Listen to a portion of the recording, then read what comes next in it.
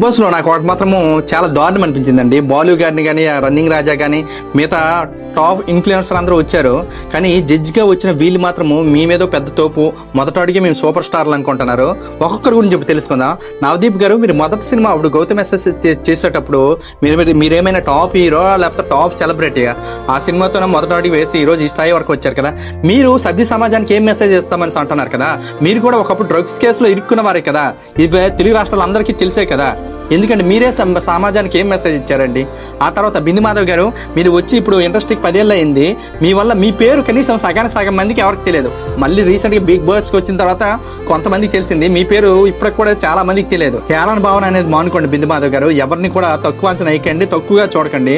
ఇక అభిజిత్ గారు, ఎప్పుడో వచ్చిన లైఫ్ ఈజ్ బ్యూటిఫుల్ సినిమా ఇవన్నీ చూసాము.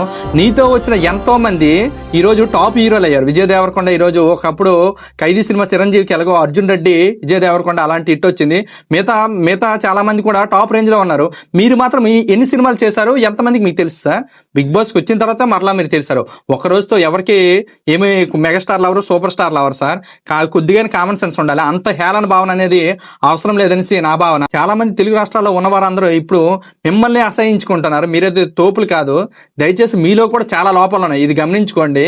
నేనైతే నా సపోర్ట్ అయితే బాలుకు మరియు ఇతర సెలబ్రిటీ ఇన్ఫ్లుయెన్సర్ అందరికీ ఇస్తాను. మీ సపోర్ట్ ఎవరికో కామెంట్ చేయండి, కొంతమందికి షేర్ చేయండి.